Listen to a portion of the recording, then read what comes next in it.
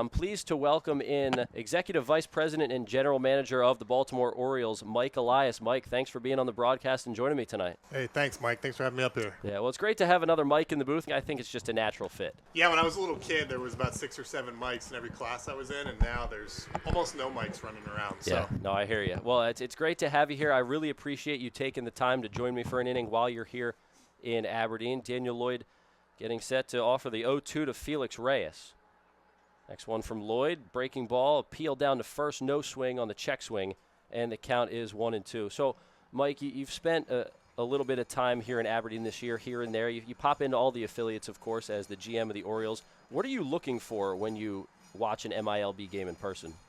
You know, honestly, it's my mic work. There we go. You're good. It's so much different nowadays. There's such a prevalence of video. You also have Twitter pushing out videos, Instagram.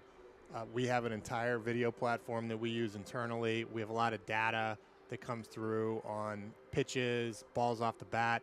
There's so much that you can follow just from my phone that really, when I come to an affiliate, it's more for the interactions with staff and players, catch up with people, see how everybody's doing, answer questions, ask questions, talk to people, meet fans here at the affiliates. And one of the great advantages that we have with the Orioles is this affiliate setup where so many of our teams are in Maryland, and then Norfolk's kind of a hop, skip, and a jump on a airplane. So it's changed a lot. When I first got into baseball, I would go to an affiliate, sit there for 5, even 6 days to make sure you saw every single pitcher.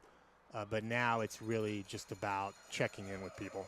Lloyd just picked up his third strikeout as Reyes sits down. That brings up Luis Kikuto, who drove in a run with an RBI single. 3-1 in favor of the Blue Claws here in the top of the fourth. I've got Executive Vice President and General Manager of the Baltimore Orioles, Mike Elias, joining me in the booth. And, well, this is perfect timing for a pitching change because it's going to give us some more time to talk.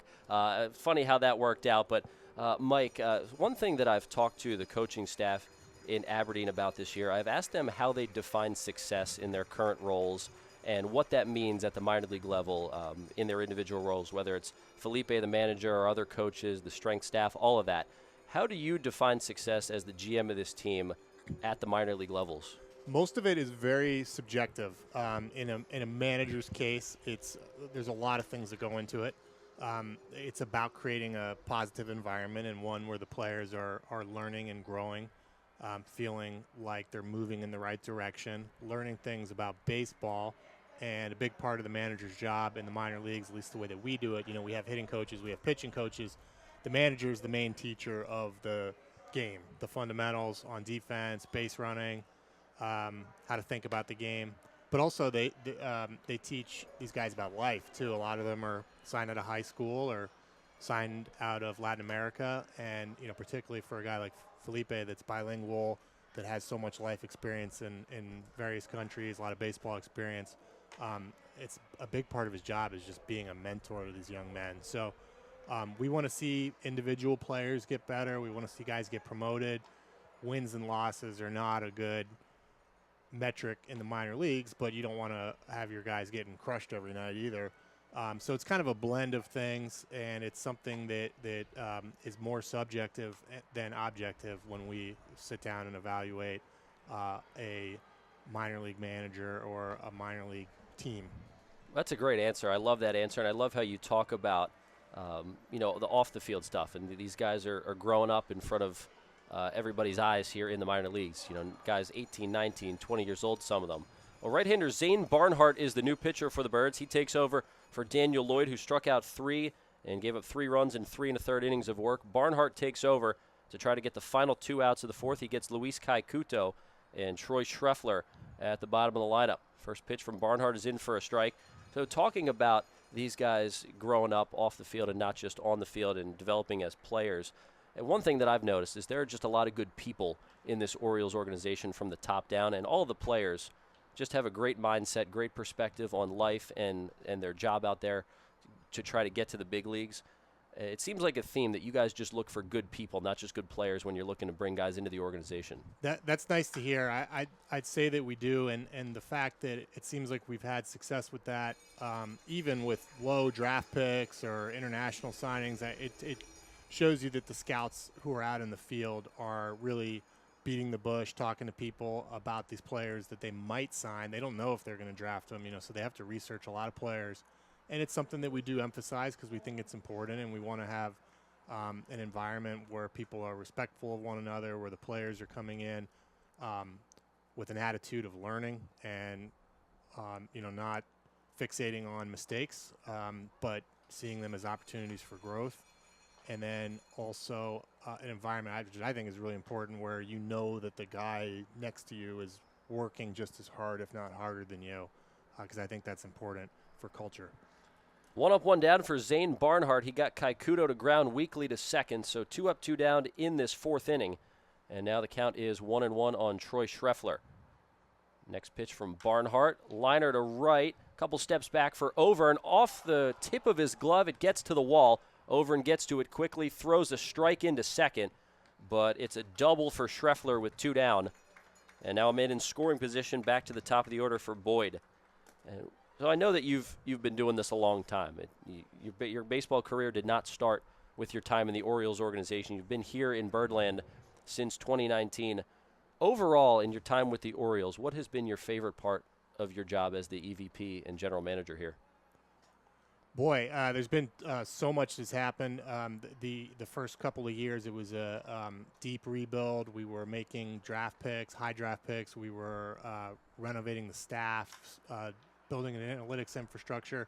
Then we had COVID for a couple of years. But, look, it would be hard for me to not say my favorite part of last year was clinching the playoff spot and winning the American League East after so much hard work. So we're really happy to be in the spot that we're in now, but it's going to be a lot of work going forward, too. I hear you. 101 wins in a division crowd, not bad. So Mike Elias going to join me for another half inning. Birds are coming to bat in the bottom of the 4th. We'll take a quick break. Birds down 3-1. Stay locked in with us on the IronBirds broadcast network.